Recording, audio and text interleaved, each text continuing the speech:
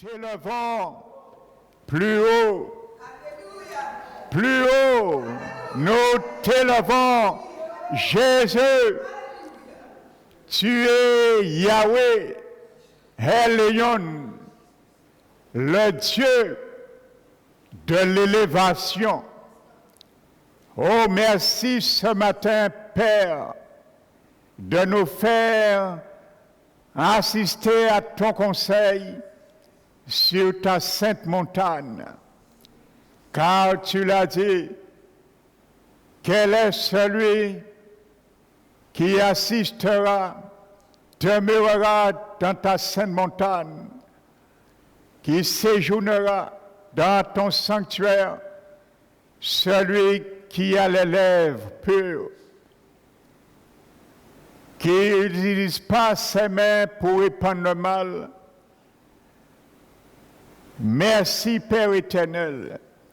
Fais de chacun de nous, à travers ta parole, cette personne que tu veux accueillir dans ta présence, sur ta sainte montagne. Merci, Jésus. Toi qui es descendu à notre niveau pour mourir sur une croix infâme à notre place.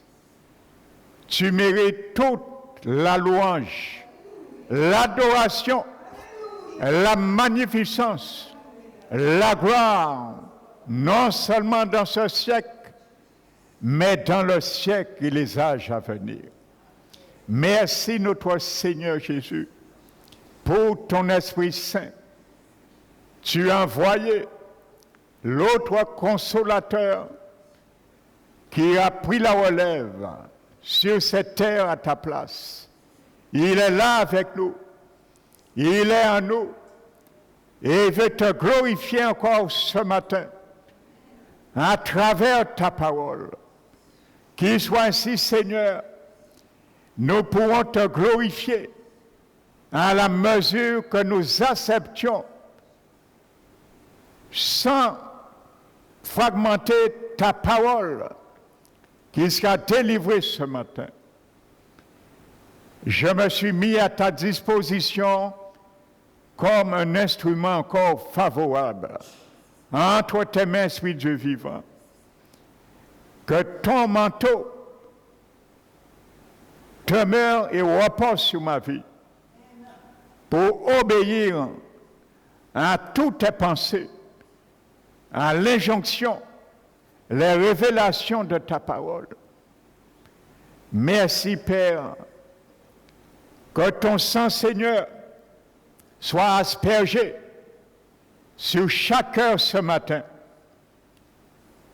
et que ton feu soit déversé autour de ce lieu pour fracasser tous les mains invisibles du royaume des ténèbres qui pourraient venir s'immiscer parmi nous pour dévorer ta bénédiction. Qu'ils soient chassés ce matin au nom de Jésus. Merci Père, reçois la gloire que t'es due en retour par le nom de Jésus-Christ. Amen.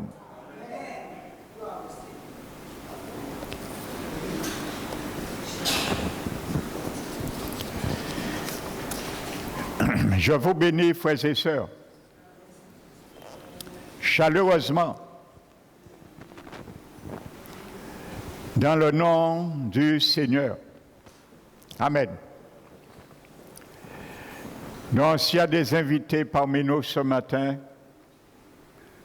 je vous bénis également de la part du Seigneur. Donc, sans plus tarder, je vais continuer où je m'étais arrêté dimanche. Amen. J'avais pris l'exemple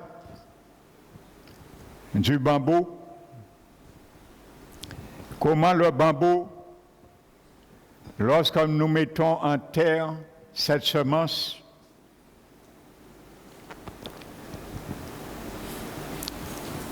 elle respire pendant 7 années. lorsque nous voyons rien, mais elle respire et elle est en train de travailler cette semence. Amen. Sous la terre. Et elle est en train de se former par les racines en prenant sous terre son diamètre définitif. Amen.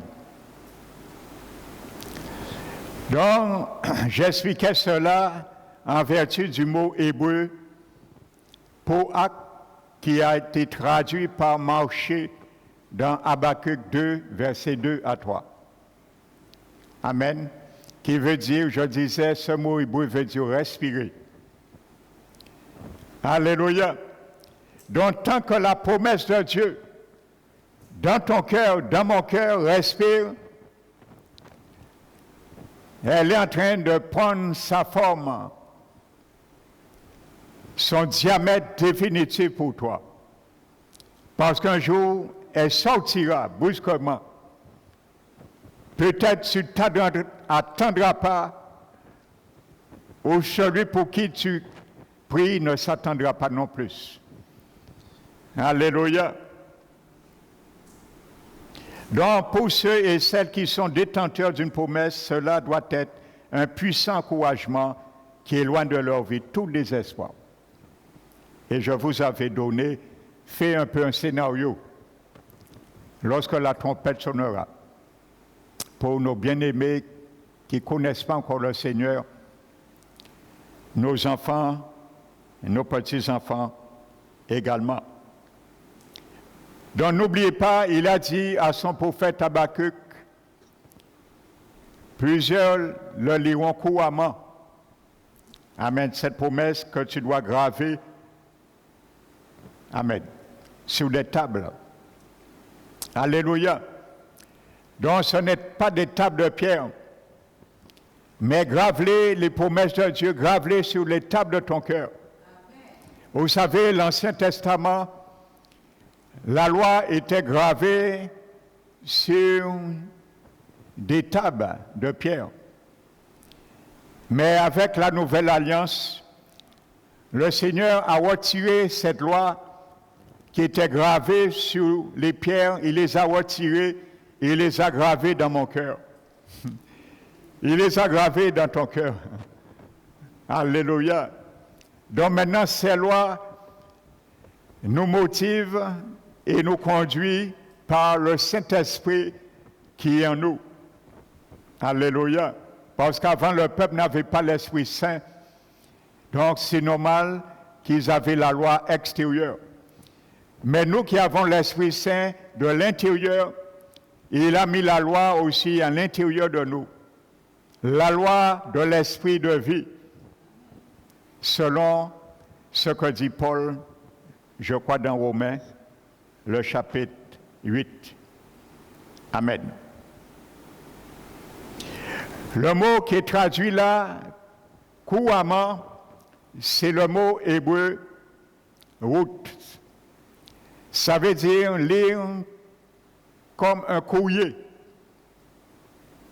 Alléluia.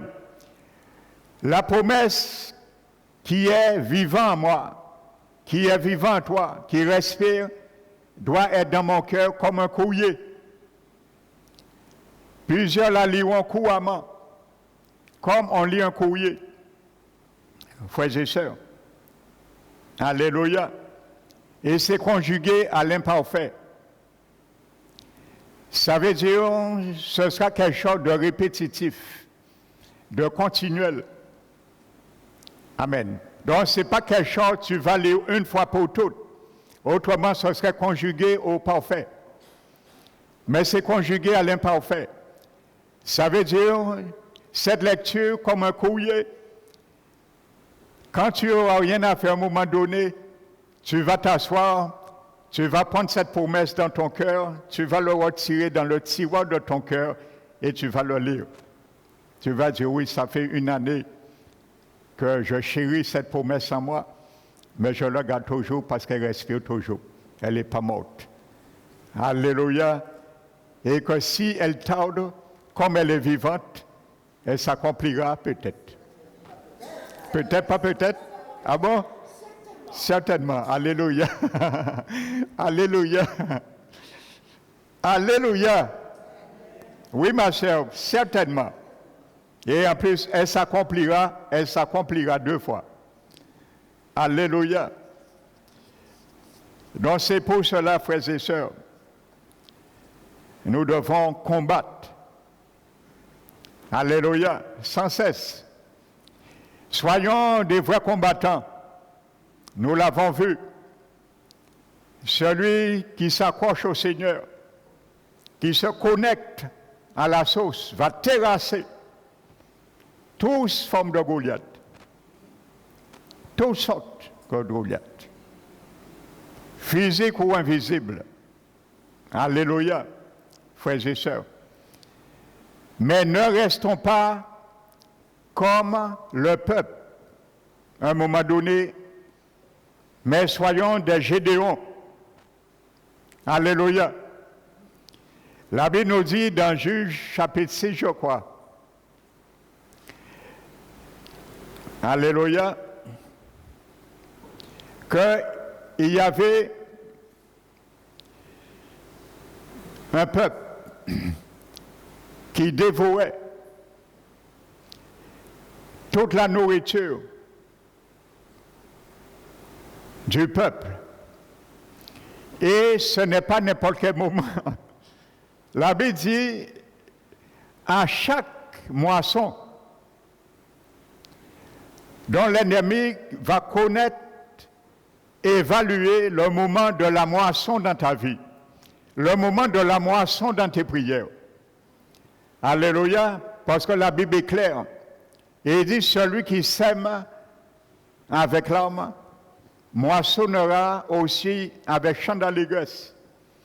Celui qui porte la germe en pleurant, revient avec joie, chant d'allégresse, en portant la germe. Donc si tu sèmes par la prière, tu porteras la germe. Alléluia. Même si tu sèmes avec larmes, tu porteras la germe avec chant d'allégresse. Alléluia. Donc la Bible dit qu'il venait à chaque période de la moisson avec des milliers de chameaux, des petits et de gros bétail. Et ils mangeaient tous ce qui était planté. Donc, ils mettaient le peuple dans la misère, dans la défaite, dans la faim. Frères et sœurs. Et le peuple, au lieu de combattre, qu'est-ce qu'il faisait? Pendant 7 années, il se cachait, loin du combat, dans des grottes. 7 ans, au lieu de combattre pour le moisson. Alléluia. Et il y a beaucoup d'enfants du Seigneur, au lieu de combattre, pendant que la promesse respire en eux, ils se cachent dans les grottes. Au lieu de combattre l'ennemi qui mange leur moisson. Frères et sœurs, quand l'ennemi vient commencer à dévorer ta moisson, sors dans les grottes. Sortons dans les grottes. Faisons comme Gédéon. Et à un moment, Gédéon avait marre. Et il a dit, il faut que ça s'arrête. Il faut que j'arrête à me cacher dans les grottes à l'égard de mes ennemis. Il est sorti. Et il a défié la situation. Alléluia. Il faut un moment, nous sachions défier la situation, sortir dans nos grottes, mais aller combattre l'ennemi qui dévore nos bénédictions, particulièrement lorsque c'est le moment de la moisson. Vous savez, au moment bien souvent que nos prières vont tomber, l'ennemi vient dévorer et nous baissons les bras. Au même moment, frères et sœurs. Et nous apprenons après, si nous avions peut-être enduré un peu encore, ce serait une autre chose. Nous regrettons. Parce que nous sommes restés pendant tout ce moment, bien souvent, cachés dans les grottes, à l'égard de l'ennemi. Amen. continuons, frères et sœurs, suivons Jésus jusqu'au bout. N'ayons pas peur de suivre Jésus. Dans les vallées, dans les montagnes et dans les vallées. Alléluia. La montagne, c'est la puissance de la croix. Plutôt la puissance de la résurrection de Jésus. La montagne. Tu dois capable, je dois capable par moment de vivre dans la puissance de la résurrection de Jésus. La montagne. Et par moment aussi, vivre dans la puissance de la croix. C'est la vallée. Mourir quand il le faut. Alléluia. Parce que les eaux jaillissent à travers cela. Quand une eau jaillisse, c'est pour arroser. Il y a l'écoulement, mais il y a l'arrosement. Dans la souffrance, j'arrose. Dans l'élévation, j'arrose aussi. Il faut savoir arroser, jaillir l'eau de la bénédiction des fruits de notre Seigneur dans les moments hauts et dans les moments bas. Par la puissance de la résurrection de Jésus et par la puissance de la croix également. Alléluia. Amen. Que le nom du Seigneur soit glorifié. Amen. Soyons ceux et celles qui font partie des derniers temps du sacerdoce qui était prophétisé prophétiquement pour l'Église des derniers temps. Le sacerdoce des sacrificateurs de la lignée de Sadoc et non de la lignée des sacrificateurs Élie-Biatar, frères et sœurs. Ce sont deux rangs. Amen. Les deux premiers sacrificateurs du roi David, Élie-Biatar et Sadoc, c'est eux qui ont reconnu que le roi David avait l'onction du Saint-Esprit sur lui. Ils l'ont reconnu.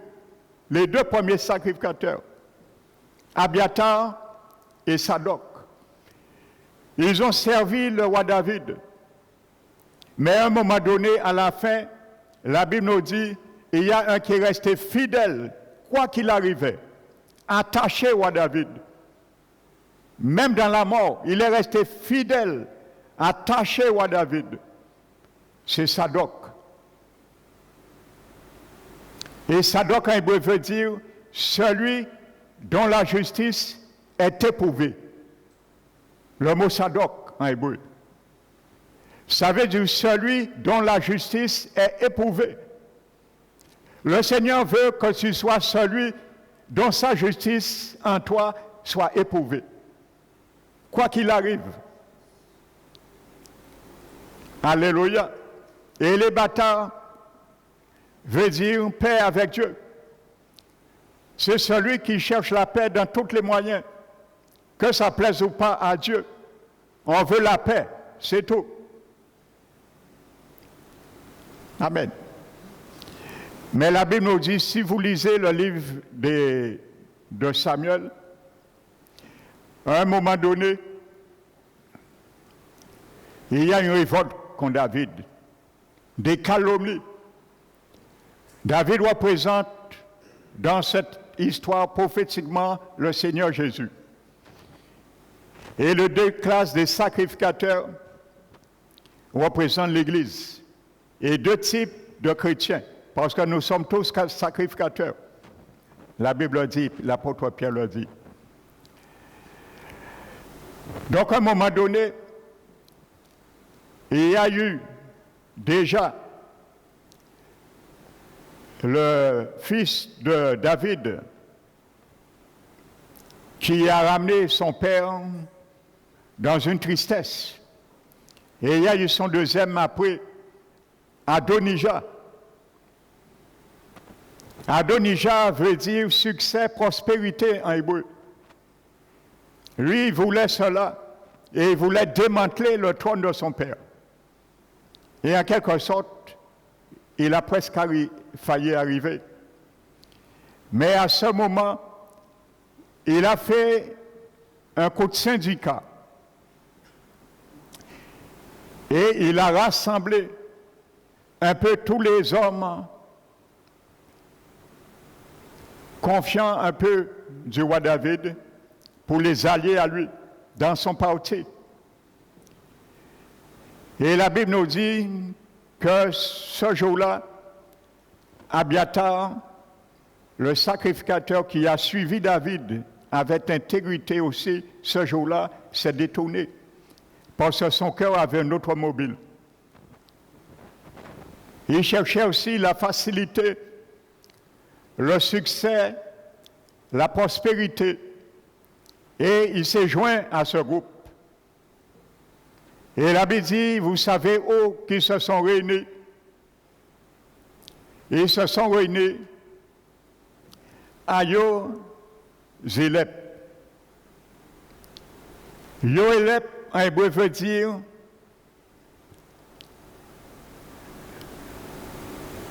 lieu du serpent. Lieu du serpent. Ils se sont réunis près de la pierre de Joëlet. Et Joëlet en hébreu veut dire lieu du serpent. Ils se sont réunis là pour manger, pour boire et pour crier. Vive le roi Adonijah. Parce qu'ils ont vu la facilité avec ce roi. S'il était élu, bien sûr, il les aurait donné des postes, les moyens d'assouvir leur âme. Donc, vous voyez, frères et sœurs, il y a aussi certains enfants du Seigneur. Après avoir marché fidèlement des années avec le Seigneur, un jour, ils veulent chercher la facilité aussi. Il veut que toutes les choses aillent bien comme il voulait. Il ne veut pas laisser le temps qu'il faut lorsque la bénédiction tarde et respire encore en eux. Alléluia. Et ils vont chercher aussi des compromissions. Ils se rassemblaient pour manger, pour boire et crier. Donc beaucoup vont s'assembler aussi dans des lieux pour manger aussi la parole, mais des paroles empoisonnées. Pour boire l'eau aussi troublée. Et pour crier. Ainsi de suite, frères et sœurs. Donc ce n'est pas parce qu'ils vont manger là, ils vont boire là, ils vont crier. Alléluia. Ils vont crier où il y a l'onction là. Parce que tout le monde crie, tout le monde tombe, tout le monde tremble. Et ils vont crier que le diable n'est pas là. Parce que Joël s'appelle le lieu du serpent. Donc il y a aussi des rassemblements, même si on prêche la parole de Dieu, ça ne veut pas dire que le diable n'est pas là. Le lieu du serpent. Et il n'y a aucun mot qui est anodin dans la Bible. Ça nous fait toujours réfléchir quelque chose. Et il y a beaucoup d'endroits où on prêche l'évangile. On peut te faire une belle théologie, mais ça ne veut pas dire que le serpent n'est pas là. Les beaux théologies, les beaux prédications ne font pas fuir le serpent. Ça ne veut pas dire qu'il n'est pas là. Le lieu du serpent, ça s'appelle. C'est là que le sacrificateur qui avait servi le Seigneur, David, bien au départ, s'est perverti. Il s'est allé rejoindre cette compagnie pour manger, pour boire et crier. Vive le roi Adonijah, succès, prospérité. Alléluia, aujourd'hui c'est ça que beaucoup cherchent. Et il y a un homme qui vient, il va vous prêcher la prospérité financière. Il vient de tel pays, il a une grosse action. Quand vous irez voir, il va prier pour vous. Vous serez riche.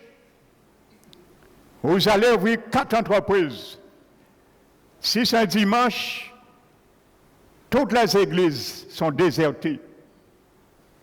Et il n'y a que 2 ou 3 chrétiens ce jour-là. Ils sont allés voir, se rassembler, parfois à Joélep. Et bien souvent, ce sont des vrais serpents. Alléluia, je sais de quoi je parle. Et lorsqu'on croit qu'on aura prospérité, il commence à te dire, avant même de prêcher, il te donne une enveloppe et il te dit, celui qui veut avoir 4 entreprises, il faut faire un chèque de 5 000 €. C'est là, tu vas pour crier. Eh bien, voici ces gens de cris. Mais crions à l'Éternel. Lorsque les choses ne vont pas, crions à l'Éternel. Lui, il attend. Nous avons vu Jérémie. Comment dirais-je? Jérémie 32, 29 plutôt. Lorsque Dieu a dit, quand après 70 années d'esclavage, vous allez crier et vous sortirez. Alléluia. Pour sortir, parfois, il faut crier à l'Éternel. Amen. Nous allons prendre la parole de Dieu dans 1 Pierre chapitre 5 et le verset 5.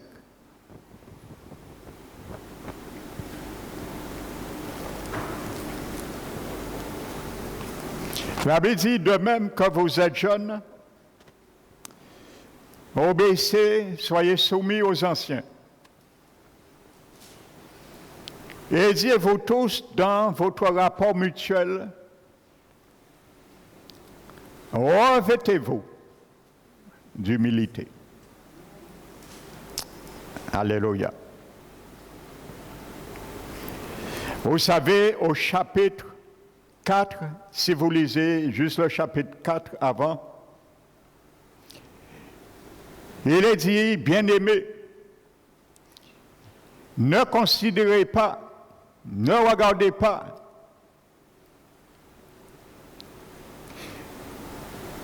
lorsque vous êtes surpris dans la fournaise de l'épreuve comme quelque chose d'extraordinaire qui vous arrive. Amen. Mais dit loin de là, réjouissez-vous de la part des souffrances que vous avez de Christ. Donc, réjouissez-vous parce que tu partages, tu as une part de Jésus. Ça, c'est la vallée. Alléluia. Afin que vous soyez aussi dans l'allégresse lorsque sa gloire et dans la joie lorsque sa gloire apparaîtra. Vous savez, frères et sœurs, parfois Dieu permet nos souffrances, c'est pour ajouter des étoiles sur notre couronne. Nous ne le savons pas. Vous savez, le jour du tribunal du Christ, Paul parle, c'est le jour de la remise des prix. Ça s'appelle le tribunal de Christ. Ce n'est pas un jour de jugement. Amen. Et il y a 3 jugements. La Bible parle le jugement des nations, le jugement dernier. Mais ça, le tribunal de Christ, c'est un lieu de récompense, de remise des prix. Et nous tous comparaîtrons un jour pour recevoir notre couronne.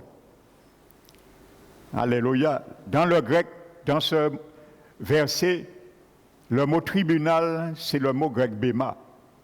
C'est où on remettait les prix des athlètes qui gagnaient à l'époque de l'athlétisme, qui se faisait en Athènes. Donc il y avait un juge qui était assis sur un trône très élevé. Amen. Et ses mains étaient à hauteur, c'était fait pour que les mains étaient à hauteur de la tête de la personne, le vainqueur. il remettait les couronnes, mais c'était des couronnes de feuilles d'olivier. Amen. Mais nous, ce n'est pas des feuilles d'olivier, c'est des couronnes de gloire. Donc c'est ce que Paul décrit. Nous aurons un jour dont il y aura ceux, leurs couronnes vont briller comme le soleil. Il y a ceux, ils vont briller comme la lune, ainsi de suite. Il y aura divers aspects. Nous n'aurons pas tous la même couronne. Amen. Donc travaillons pour cela. Hein? Alléluia. Les récompenses seront réparties. Amen. Donc, je disais 1 Pierre 4, la Bible dit que si nous sommes outragés pour le nom de Jésus, de Christ, amen, glorifions le Seigneur parce que l'Esprit de Dieu, l'Esprit de gloire repose sur nous. Amen. Alléluia. Et il dit, si nous souffrons parce que nous sommes chrétiens, de ne pas avoir honte pour le nom que nous portons. Si nous souffrons comme chrétiens, de ne pas avoir honte pour le nom que nous portons. Et ce nom que nous portons, c'est là que je viens avec toi et moi, au chapitre 5. Alléluia. Il y a un mot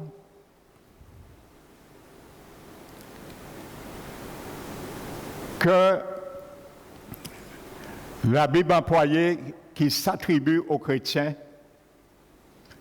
c'est le mot doulouos.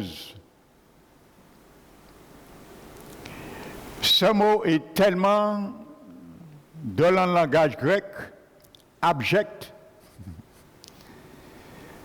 que les traducteurs, la plupart des traducteurs de la Bible, ont retiré cela. Ils l'ont changé carrément. De leur propre gré, parce que c'était trop choquant. Mais l'original dit bien, c'est le mot doulouos. Amen, qui est traduit par serviteur pour les chrétiens. Et ce mot doulouos, c'est le mot esclave. Et croyez-moi, il y a plusieurs mots dans le grec pour le mot esclave, mais ce mot, c'était le mot le plus abject. Les esclaves les plus abjects, ils n'avaient aucun droit sur leur vie, sur leur propre volonté, vis-à-vis leur maître, de décider quoi que ce soit. Donc c'est ce mot que l'Esprit Saint a inspiré pour toi et moi, à l'égard de Jésus notre maître. Nous sommes ces doulouros, ces esclaves. Amen. Et nous devons obéir à Jésus qui est notre maître. Amen. Donc la plupart des traducteurs des biblistes ont dit c'est trop choquant. Qu'est-ce qu'ils ont fait? Ils ont retiré chaque fois que la plupart du temps que ce mot doulouros était, ils ont mis serviteur. Mais l'original dit esclave, doulouros. Alléluia. Et il y avait plusieurs classes d'esclaves, mais cette classe d'esclaves, c'était le plus abject qui existait. Les plus dévalorisants. Donc ça veut dire, frères et sœurs, ce n'est pas pour rien. Et vous allez bien comprendre l'explication que je vais vous donner dans 1 Pierre 5. Alléluia. Donc l'apôtre Pierre dit, dans vos rapports mutuels, les uns les autres, revêtez-vous d'humilité. Amen. Dans le verbe se revêtir, dans ce passage, le verset 5, de 1 Pierre 5 pour bien comprendre en amont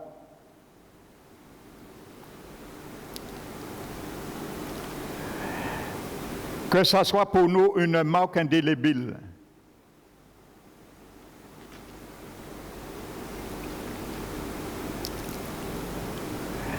Dans nos cœurs. Dans ce mot, se revêtir décrit le service de l'esclave. C'est pour ça que j'ai pris le soin de vous dire que quand vous voyez le mot serviteur, c'est le mot douloureuse, esclave. Se revêtir décrit le service de l'esclave. Donc ça veut dire, Pierre nous dit, nous devons avoir un service d'esclave vis-à-vis le Seigneur Jésus. Amen. Donc être esclave, c'est quelque chose en Christ. Mais sans le service, ça ne sert à rien. Amen. Pierre là va décrire, frères et sœurs, un esclave, c'est un titre. Mais sans le service, le titre ne sert à rien.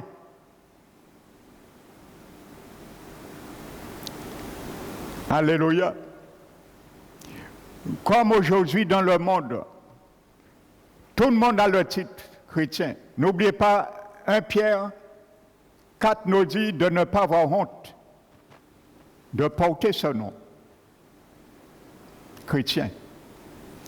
Les chrétiens primitifs n'avaient pas honte de mourir pour ce nom. Ils n'avaient pas honte en allant se cacher dans les grottes lorsqu'on venait les chercher pour les faire passer à la guillotine. Ils acceptaient cela. Amen. Je crois par l'amour et la grande miséricorde de Dieu, il y a beaucoup qui sont morts sans souffrance. Je m'explique. J'ai une révélation en ce qui concerne le précurseur de Jésus, Jean-Baptiste. Lorsqu'il est Hérode allait l'exécuter, son esprit a quitté son corps avant de mourir. Donc il n'a rien senti. Donc je crois qu'il y a beaucoup de chrétiens, lorsqu'on les a jetés dans le toboggan de Néron, avant même de passer aux tranchées de l'âme qu'il avait fabriquées, leur esprit avait déjà quitté leur corps et n'ont rien senti. C'est une réalité. Amen. J'avais entendu un pasteur américain, il s'appelle Carl, ça fait des années, c'était une conférence, on m'avait invité dans l'église où il faisait cette conférence, j'étais allé voir parce que j'avais lu le témoignage qui était tellement fort, j'ai voulu vraiment entendre un homme devant moi, chair et os, donner un tel témoignage que des gens des témoignages, j'ai toujours entendu sur YouTube, mais il a témoigné son témoignage, je peux vous dire, c'était fort. Il y avait de quoi frissonner. Et il a dit que, savez, je vais succinctement, je n'avais pas prévu ça, je ne vais pas prendre trop de temps sur ça, je fermerai la parenthèse. Il a dit que sa vie, avant d'être chrétien, c'est là qu'il s'est converti, et il est devenu un pasteur après. Il a dit qu'il menait une vie. En Amérique, il était un gangster. Sa vie, c'était des boîtes de nuit, whisky et les femmes. Tous les samedis, sa voiture était blindée de femmes, de cocaïne et de whisky. C'était sa vie. Et il avait vu un rapport avec une femme chrétienne un jour, et il avait laissé cette femme pendant 3 ans. Il a eu un rapport, et il a laissé la femme quoi. Et la femme s'est mise devant Dieu, et cette femme chrétienne s'est mise devant Dieu. Et le Seigneur a donné une révélation à cette chrétienne, et lui a dit d'aller voir cet homme, Carl, dis-lui, voici ce que je lui dis de ma part. Il lui a dit, tu peux aller où que tu veux, je t'aurai. Et lorsque la femme a dit ça à cet homme, il a dit, oh, enfin, voyez, on prend la parole de Dieu bien souvent pour du vent. Et il a vu ça, il a continué à vivre. Et il dit un jour, comme d'habitude, il avait pris sa voiture un samedi pour aller en boîte de nuit encore. Et il arrive et il va fracasser un poteau. Et il a dit avant qu'il faisait l'accident, son esprit a quitté son corps. Et il a dit, il a assisté en direct l'accident. Il est resté au-dessus, il a vu la voiture percuter le poteau, sa tête s'est percutée, est en train de gisser du sang, comment ça s'appelle, ça a écrasé ses os, et il a vu la voiture vraiment chiffonnée comme un papier. Mais il a dit, lui, il n'a rien senti, parce qu'il n'était pas dans son corps. Quand quelqu'un meurt, dès que tu sors dans ton corps, tu ne sens aucune douleur. Amen. Là, tu sentiras les douleurs, c'est si ta destinée est en enfer. Parce que Dieu va te walker d'un corps pour souffrir la souffrance. Amen. Ça, j'aurai le temps de l'expliquer dans la conférence que nous allons porter pendant la Toussaint. Amen. Mais il a dit, il n'a rien senti. Amen. Mais il a vu tout en direct. Et il a dit, il voulait même parler aux gens. Les gens se sont accourus, il était connu. Et il disait, ah, Carl est mort, Carl est mort, Carl est mort. Alors lui, il dit, son esprit est là, et il veut parler aux gens, il veut dire aux gens, mais non, mais je suis là, je suis vivant, je ne suis pas mort.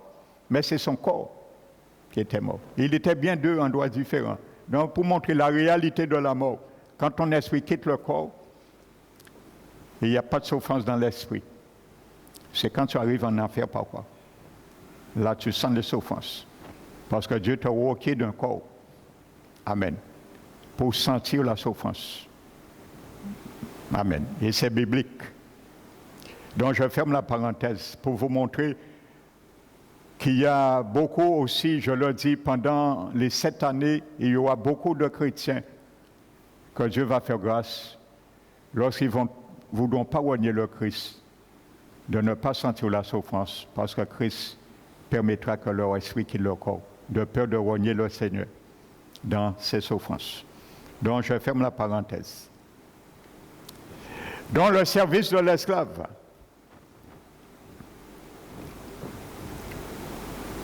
donc, frères et sœurs, le Seigneur ne veut pas que nous portons le titre d'esclave douloureux seulement, mais il veut, à travers ce titre, voir le service. Le service.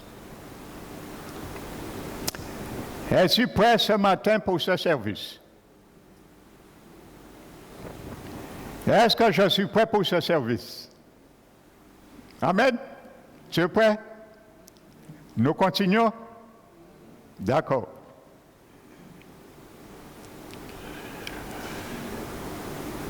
Ce verbe ici qui est traduit pour se revêtir, c'est un verbe qui est très parlant dans le grec, le vocabulaire grec, plutôt. Et on trouve ce mot une seule fois dans tout le Nouveau Testament. On ne trouve pas ce mot grec 2 fois dans le Nouveau Testament, une seule fois. C'est dans 1 Pierre 5, 5. Et qu'est-ce que ce mot veut dire? C'est le mot grec enkumboomai.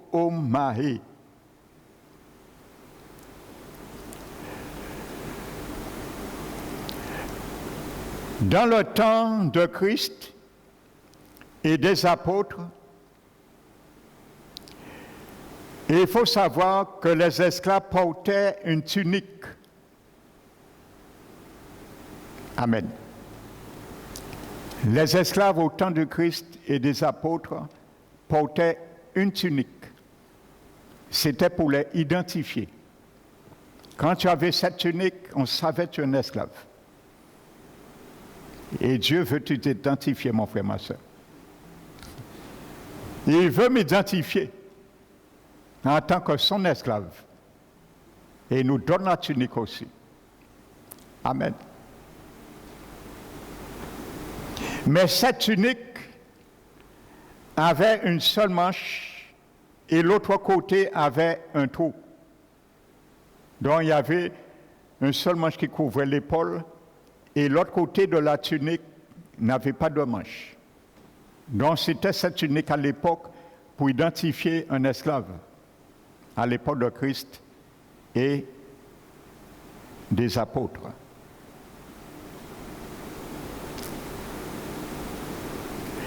Donc les esclaves portaient cette tunique qui avait une seule manche qui couvrait l'épaule, mais cette tunique, c'était pour démontrer que telle personne est un esclave. C'est tout. Il ne démontrait pas ton service. Il démontrait simplement que tu es un esclave. Mais il y a quelque chose d'autre qu'on ajoutait pour le service. Amen. Alléluia. Et mon frère, ma soeur, si tu n'as pas, c'est autre chose pour le service, la tunique d'esclave ne sert à rien. Amen. Ni pour Jésus, ni pour le monde. Amen. N'oubliez pas, Jésus l'a démontré. Je crois dans Jean 13, ce service d'esclave, dans le lavement des pieds. Jésus l'a illustré parfaitement. Je reviendrai tout à l'heure. Alléluia. Mais au-dessus de cette tunique, il y avait un tablier dont la tunique d'esclave avait une seule manche. C'était pour m'identifier en tant qu'esclave. Mais par-dessus cette tunique, il y avait un tablier. Et ce tablier était fait pourquoi? C'était pour protéger, empêcher la tunique de se salir dans le service qu'il faisait. C'était pour protéger uniquement la tunique, pour ne pas la salir. Amen. Alléluia.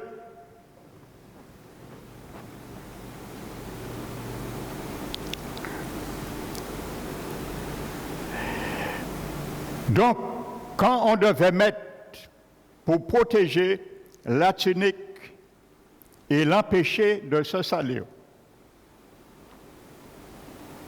et c'est ce tablier que Pierre emploie là, le tablier.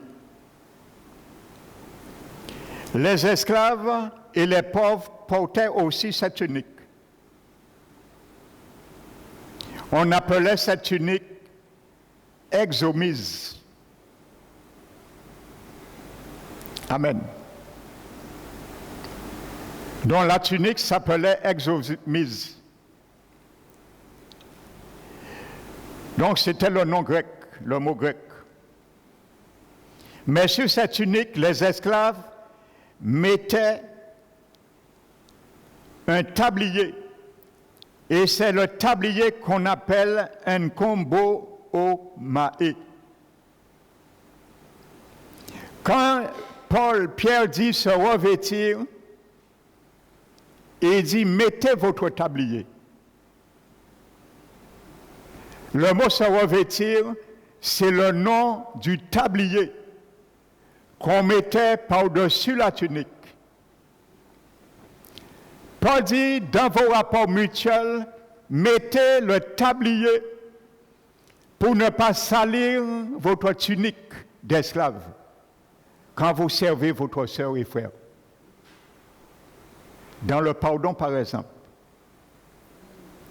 Alléluia. Mon frère, ma sœur, si tu ne veux pas servir ton frère et ta soeur dans le pardon, qu'est-ce que tu fais? Qu'est-ce que tu fais, ma soeur? Tu salis la tunique. Si tu retires le tablier, tu salis la tunique. Donc, si tu as le tablier, c'est pour exercer ce service. Si tu le retires, tu salis la tunique qui porte esclave. Donc, tu ne peux pas dire au Seigneur, je suis ton esclave. Tu salis ton titre d'esclave envers le Seigneur. Alléluia. Et tu démontres à Seigneur que tu mens et tu es faux à l'égard de ceux qui te demandent. C'est ce tablier qu'on appelle, ce mot grec, je viens vous décrire, qu'on a décrit par se revêtir. Amen. Donc Pierre parle du tablier d'humilité. Qu'est-ce qui va empêcher ma tunique d'esclave du Seigneur, ta tunique d'esclave du Seigneur de se salir, mon frère, ma soeur? C'est l'humilité. Revêtez-vous d'humilité. La tunique, plutôt le tablier s'appelle l'humilité. C'est l'humilité, mon tablier, qui va m'empêcher de salir ma tunique qui est esclave du Christ. Alléluia. Et c'est pour ça qu'il dit après que Dieu résiste aux orgueilleux, mais il fait grâce aux humbles. Parce que c'est l'orgueilleux qui va refuser de mettre le tablier. Il va dire, moi, pas moi. Demandez pardon, pas moi. Tant pas venir excuser au pays ni pardon, moi. L'orgueil, Dieu résistera à toi. Amen. Ce n'est pas pour rien que Pierre dit que Dieu résiste à l'orgueilleux. Pierre dit implicitement, connaissant ça, je viens vous expliquer, les Juifs connaissaient de quoi Pierre parlait. Parce qu'ils connaissaient ce mot grec. Je vous l'ai déjà dit, au temps de Jésus, au temps des apôtres, toutes les nations étaient bilingues. Tout le monde parlait le grec. D'ailleurs, c'était déjà devenu une langue internationale par Alexandre le Grand. Vous savez, le grec rouennais a été inventé, créé par l'empereur Alexandre le Grand. Si vous ne le savez pas.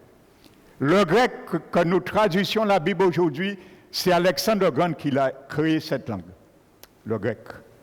Et vous savez pourquoi il l'a créé? Il a dit, lorsqu'il est rentré dans le pouvoir perse, il a dit la seule manière de conquérir le monde, c'est d'apprendre et de parler une seule langue.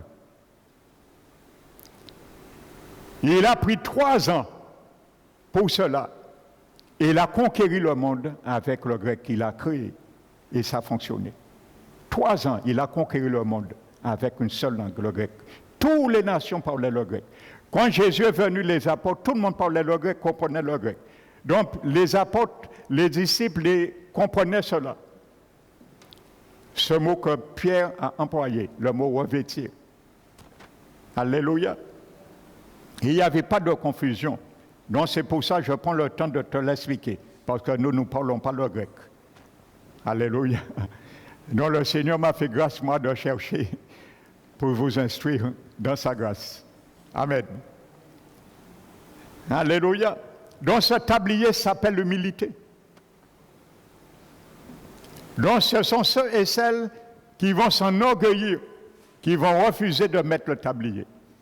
Et c'est pour ça, aujourd'hui, il y a beaucoup de frères et sœurs qui ne sont plus dans l'église Parole qui restaure.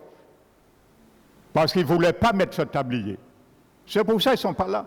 Ils sont partis. Ils ne voulaient pas mettre le tablier pour régler leur conflit entre frères et sœurs. Ils sont partis plus tôt.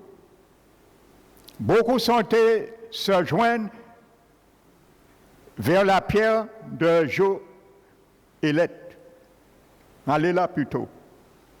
Et ils sont partis, ils ont fait leur choix. Ça, c'est eux maintenant avec le Seigneur. Moi, j'ai fait mon devoir en tant que pasteur à leur égard. Je n'aurais pas compte à rendre à Dieu pour eux. Ils ont fait le mauvais choix, ça c'est eux. Amen.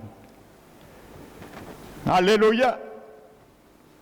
N'oubliez pas, nous l'avons vu, l'apôtre Pierre a dit, Jésus nous a laissé un exemple afin que nous marchions à côté de ses pas, de ses traces. Non, que nous marchions dans ses traces. Et il y a beaucoup, ils ne veulent pas marcher dans les traces de Jésus. Lorsque la trace est là, ils sautent par là. Lorsque la trace est là, ils sautent par là. Pour ne pas marcher dans les traces du Seigneur Jésus. L'humilité. Et il dit, c'est pour cela, il dit, humiliez-vous donc sous la main toute puissante de Dieu, afin qu'il vous élève au temps convenable. Lorsqu'on veut soi-même s'élever, Dieu nous abaisse pour nous apprendre à bien mettre le tablier. Et lorsque nous avons obtempéré, à ce moment, c'est lui qui va nous élever. Amen. Alléluia. Amen, je continue. Donc Pierre dit, rendez-vous esclaves les uns les autres. Parce que n'oubliez pas, je vous ai dit, je vous ai donné le mot exomise. C'est un tablier d'esclaves. Amen. Donc si Paul parle de ça, il parle bien de douloureuse, de nous chrétiens douloureuse. Amen. Il ne parle pas d'autre chose.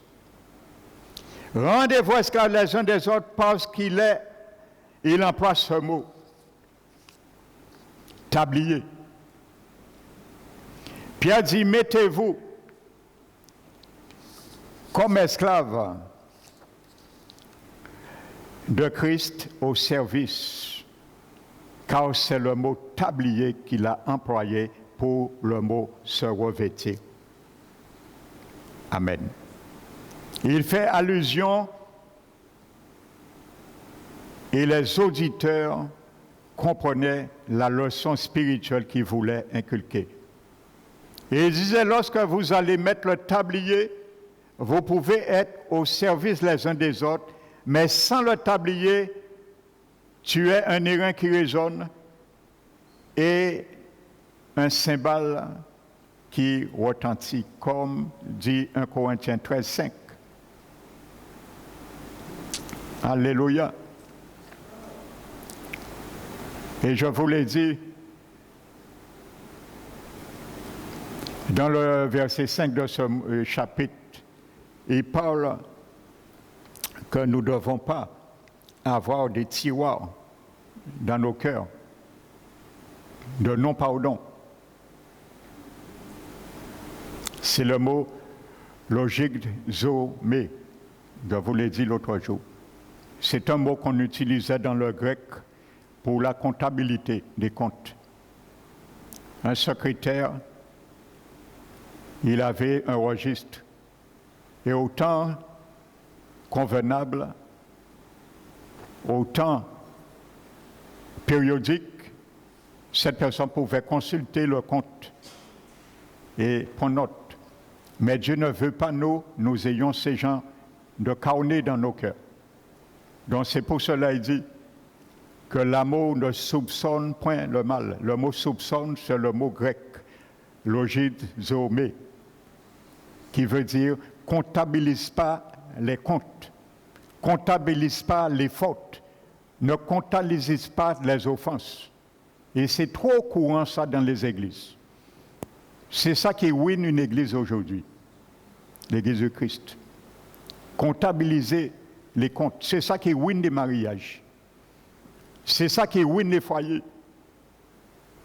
aujourd'hui. 80% des mariages qui ont fait naufrage, échec, viennent des non-pardons. Tout le monde veut gagner. Personne ne veut perdre dans un conflit. Alors, la solution la plus facile, c'est le divorce. J'ai entendu un serviteur dire l'autre jour, un pasteur canadien, frères et sœurs, il a dit dans son église qu'il y a 80% de divorce. Dans son église, couple chrétien né de nouveau, 80% de divorce. C'est une honte. C'est vraiment une honte pour l'Église devant le monde. Frères et sœurs, c'est ça qui fait. Eh bien, Pierre, l'apôtre Paul, plutôt dire, il ne faut pas comptabiliser. C'est ça qui détruit les couples. Frères et sœurs, imaginez-vous un conjoint vous rappelle pendant 10 ans, 20 ans, 30 ans de mariage, quelque chose vous l'avez fait. Mais à un moment donné, conjoint là qui dit, mais non, ni mort, qui est divorcé, et puis c'est pas possible. Frères et sœurs, c'est une réalité. On n'arrive pas à pardonner. Ça veut dire on n'a jamais pardonné. Ils mangent ensemble là, vous riez ensemble, vous parlez ensemble, mais dans son cœur, il y a encore ça dans le tiroir, il y a un carnet de comptes. Ça est noté. Et trop ou tard, vous avez bien ri, mangé ri. Il suffit qu'il y ait un petit accrochage, le tiroir est ouvert, voici, au cas changer, tu dis moi ça. Au cas changer, tu fais moi ça. Et ça recommence. Frères et sœurs, pourquoi? Parce que le Seigneur veut que nous retirions ça et nous les déchirons ces pages dans le registre. L'amour ne soupçonne, ne comptabilise point les fautes. Frères et sœurs, l'amour ne comptabilise point les fautes. Alléluia. Donc ça, c'est le service, le vrai service. L'humilité. Servir dans le pardon.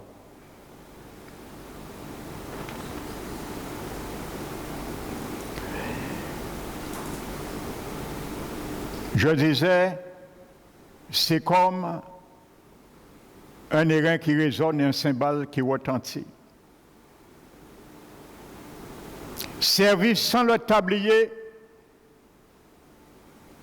tu peux être un esclave du Christ, mais sans les œuvres. Et le mot douloureuse, c'est un terme qui est attribué pour les chrétiens nés de nouveau. Et le tablier qu'il portait, c'était pour empêcher de salir la tunique, l'exomise. Donc si tu refuses le tablier, mon frère, ma soeur, tu vas salir la tunique. Et il n'y a pas de mystère. Pierre dit, ne salissez pas la tunique que vous portez. Si vous êtes suffisamment orgueilleux et élevé pour vous, vous ne pouvez pas vous plier devant une situation, eh bien, vous salissez la tunique parce que vous avez retiré le tablier. Amen.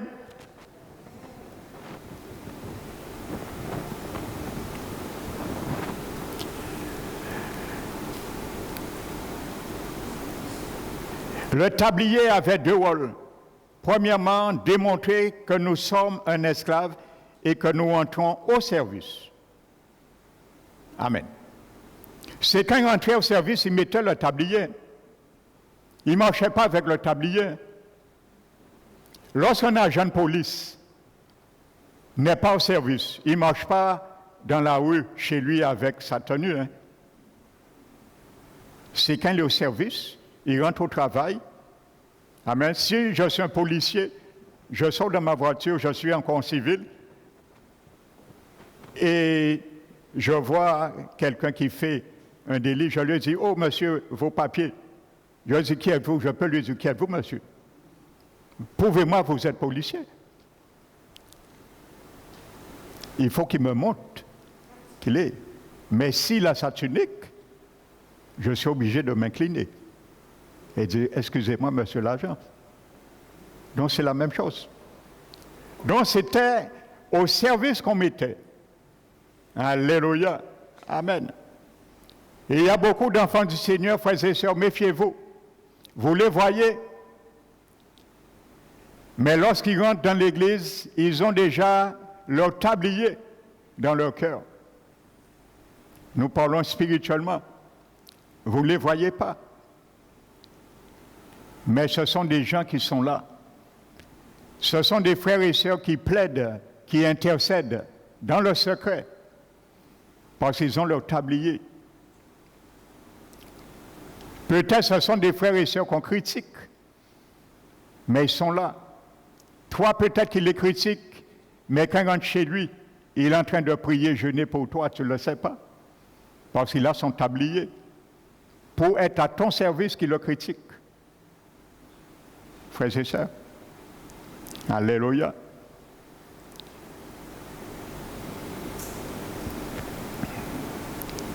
Amen. Soyons vrais avec le Seigneur. Il y a un sœur qui m'a appelé l'autre jour au téléphone, ça m'a fait rire. J'ai ri en moi après. Hein.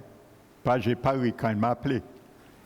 C'est une sœur, elle avait quitté l'église, ça fait plus de 10 ans. Et je sais pourquoi. Parce qu'elle était en conflit avec une sœur de l'église. C'est pour ça qu'elle a quitté. Donc là, j'ai des prétextes, tout ça, ça ne marche pas. Mais après 10 ans, elle m'appelle l'autre jour, plus de 10 ans. Hein. Elle me dit, Pasteur Emmanuel, j'ai reconnu la voix. J'ai dit, ah, un tel, ça me fait plaisir de t'entendre. Elle m'a dit, non, je ne t'appelle pas pasteur pour retourner à l'église. Hein. Il m'a dit, je t'appelle, c'est pour te dire que c'est... Est-ce que tu vas? Je te demande pardon, tout ça. Mais un peu affolé en même temps. J'ai entendu, l'Esprit me dit qu'elle m'a appelé parce que dans son église, on a porté un message sur le pardon et elle s'est sentie mal à l'aise. Elle m'a voulu m'appeler, mais je n'ai rien contre elle. Je ne vois pas pourquoi elle m'appelle pour me demander pardon. C'est la personne avec laquelle tu avais un brèche, grève dans l'église, tu dois appeler et demander pardon. Je lui dis, mais ma soeur, pourquoi tu me demandes pardon? Je n'ai rien eu contre toi. À mon égard, tu ne m'as rien fait, je ne t'ai rien fait. Pourquoi? Il a dit, oui, je te demande pardon et d'accord, j'accroche.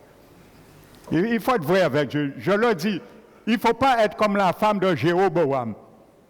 Faire comprendre, passer ce qu'on n'est pas.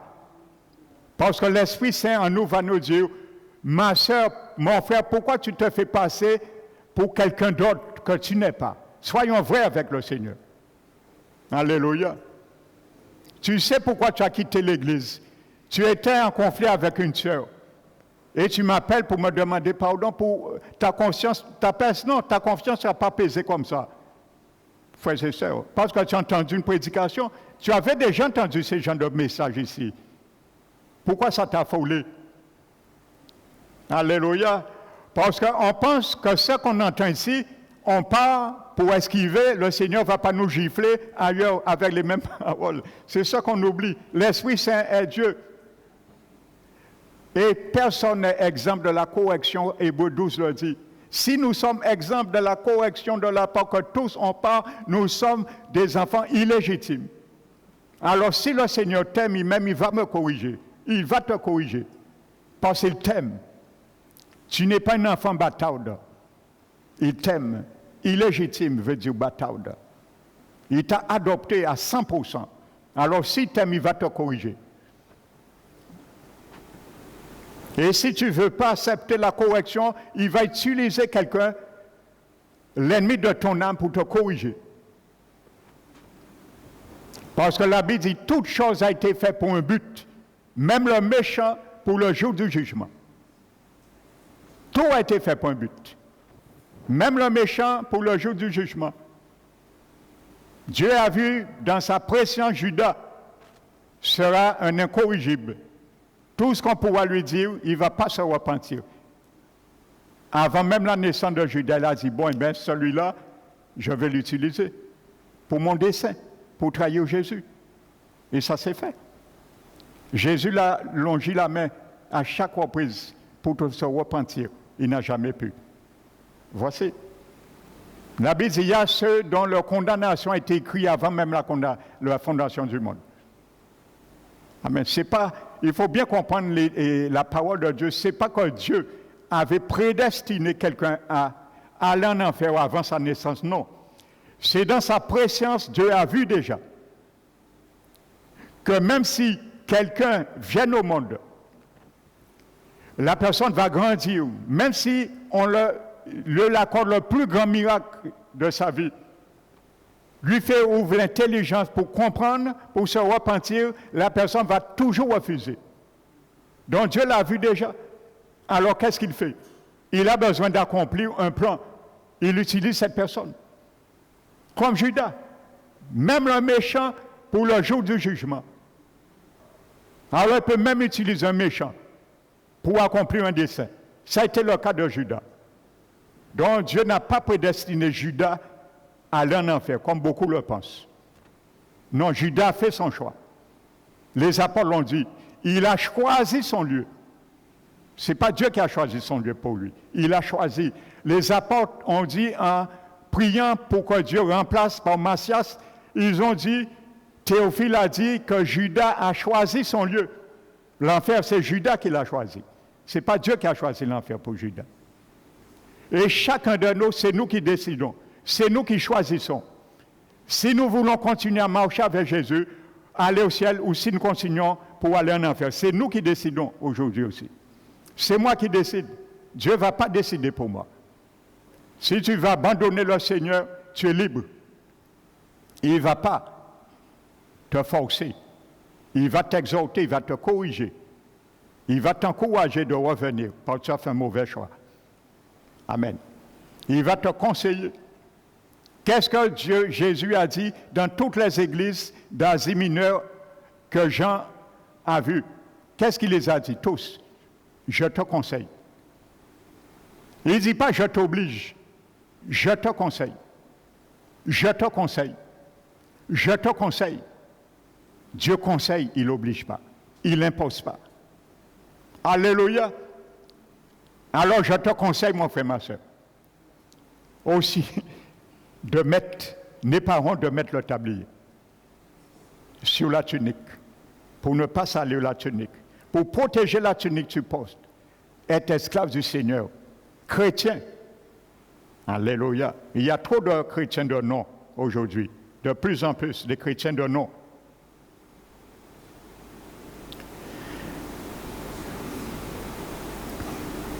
Donc, le non chrétien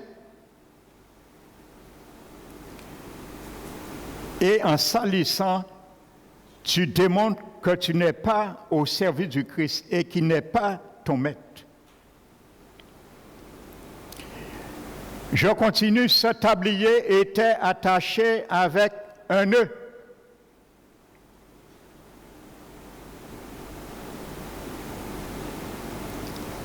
Alléluia.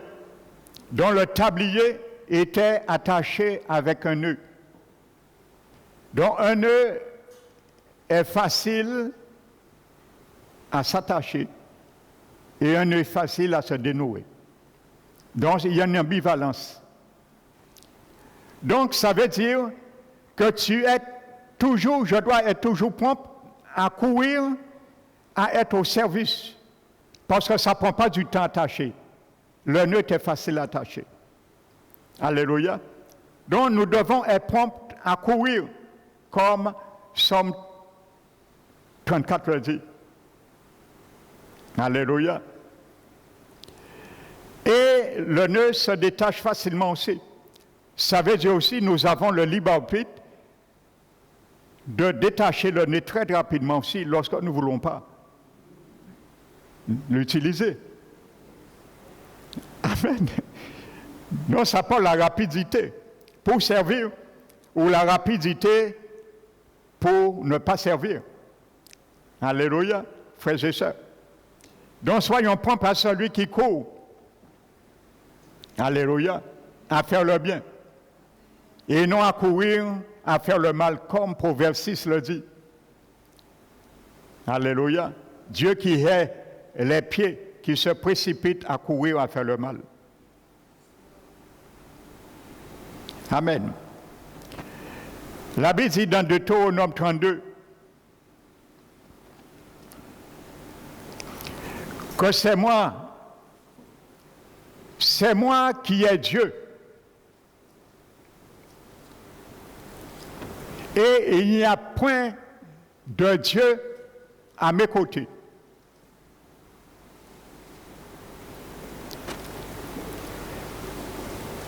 Il dit, c'est moi qui donne la vie. Et c'est moi qui fais vivre et c'est moi qui fais mourir. C'est moi qui blesse et c'est moi qui guéris. Le Seigneur peut t'amener à être blessé. Dans quel but? Pour te guérir.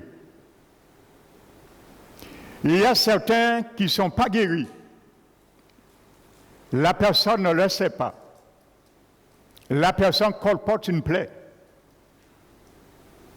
Le Seigneur va te permettre d'être blessé pour que tu vois et te laisses guérir par lui. Ésaïe chapitre 1 le dit. Il dit, lorsque vous multipliez les révoltes, la tête tout entière est malade, et ainsi de suite, et le cœur tout entier s'offense. Il dit, ce n'est que des plaies, contusions, plaies vives et blessures qui n'ont été ni bandées, ni soignées, et ni adoucies par l'huile. Donc il y a des choses qui n'ont jamais été soignées, guéries, des blessures, dont le Seigneur permettra que certaines choses se fassent pour nous guérir. Parce qu'il a dit, ce sont des blessures, des plaies vives, des contusions qui n'ont été ni bandées, ni soignées, ni adoucies avec l'huile. Donc il y a des choses que le Seigneur permettra, comme Deutéronome 32 le dit, c'est moi qui blesse et c'est moi qui guéris. Donc ne t'étonne pas, parfois Dieu peut permettre que tu sois blessé par un frère ou une sœur de l'Église. Alléluia. Et en considérant cela, il va te montrer, il veut que tu sois guéri et c'est lui-même qui va te guérir et te soigner. Alléluia. Amen.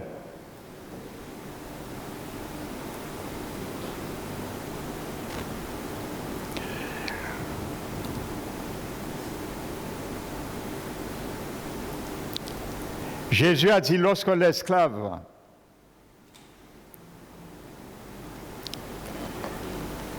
est accompli, il devient comme son maître. Alléluia. Jésus a montré ça parfaitement, merveilleusement dans Jean 13. Jésus a commencé à mettre son tablier. N'oubliez pas, travaille et produit Christ en toi. Je vous disais que le bon pays, c'est Christ et tous les produits, c'est Christ lui-même. Nous devons travailler et produire Christ. Comme Jean l'a dit, 1 Jean 4, tel qu'il est, tel que nous sommes aussi dans ce monde. Donc ce que Jésus est, tu peux l'être. La Bible ne ment pas. Frères et sœurs. Donc, Jésus prend déjà son tablier. La Bible dit, il se ceint les reins, il montre la posture d'un esclave, il lave les pieds, il montre le pardon. J'ai déjà porté un enseignement sur cela, je ne vais pas m'étendre trop. Il lave les pieds et il montre qu'est-ce que le pardon à travers le lavement des pieds. Et il parle de deux pardons, le pardon humain et le pardon judiciaire. Et il dit maintenant aux disciples, vous avez vu ce que je vous ai présenté, démontré. Et il a dit que vous êtes heureux maintenant. pourvu que vous les pratiquiez. Alléluia. Donc, pourvu vous les pratiquiez, vous êtes heureux. Et il a dit que l'esclave, je le lis littéralement, l'esclave n'est pas plus grand que son maître. Dans l'original, c'est esclave, douloureuse. L'esclave n'est pas plus grand que son maître. Jésus le maître, les disciples les esclaves. Parce que Jésus lui-même, il s'est mis dans la posture d'un esclave. Il nous a montré l'exemple. C'est pour ça que Pierre dit qu'il nous montre un exemple pour que nous marchions dans cette trace. L'esclave n'est pas plus grand que son maître, ni l'apôtre plus grand que celui qui l'a envoyé. Et il a dit, si vous faites ces choses, vous avez compris ces choses, vous êtes heureux pourvu que vous les pratiquiez. Amen. Donc Jésus veut que tu fasses comme lui. Il a mis son tablier et quand il a terminé, il a retiré le tablier. Il a remis ses linges et il s'est assis à la table. Et après, il a pris la Sainte Seine. Amen. Il a présenté le pardon à Judas. Il a lavé les pieds de Judas. Et il s'est assis. Judas était assis aussi. Et c'est là la séparation s'est faite pour toujours avec Judas. Amen. Il a bien montré, il voulait pardonner Judas. Et il a dit, maintenant, ce soir, il y a un parmi vous qui va me vendre. Pierre a dit, Seigneur, c'est moi. Jésus dit, mais non, Pierre. A te dit, sans privé, plutôt. En beaucoup, on tellement te dit, sans privé, plutôt, on ne peut pas te faire honte. Jean a dit, c'est moi. Il a dit, mais non, Jean, c'est toi qui penches tes oreilles pour entendre le battement de mes promesses qui sont vivants. C'est pas toi. Jésus a dit, celui, je paraphrase, la Bible ne dit pas ça. Jésus a dit, celui qui trempera avec moi le pain, c'est celui-là. Donc Judas savait, frères et sœurs. Donc pas dit que bon Dieu prédestiné Judas, il en a fait. Il tente quand même, Jésus dit ça. C'était la dernière recours du tribunal du jugement de Judas. Il n'a pas saisi cette opportunité d'être acquitté. Si Judas avait renoncé à sa machination infernale avec le diable, il aurait été pardonné. Parce que Jésus venait de lui présenter le pardon par le lavement des pieds. Pierre a dit, non, non, Seigneur, non, non, ne me lave pas. Jésus lui a dit, si tu ne te laves pas, tu n'auras pas de part avec moi dans le royaume. Donc Jésus voulait lui dire, si je ne te pardonne pas, tu ne pourras pas entrer dans mon royaume. Alors les compagnons ont dit, ben, lavez-moi même tête là, toute collate. Et Jésus lui a dit, celui qui est déjà pur a reçu le pardon judiciaire. Pour continuer à être pardonné, humainement, il faut te laver les pieds. Parce que tu marches dans la poussière encore, le péché. Tu vas pécher encore par faiblesse. Mais quand tu viendras me demander pardon, je te pardonnerai parce que tu es déjà au bénéfice de mon pardon judiciaire qui t'a sauvé. Et ainsi de suite.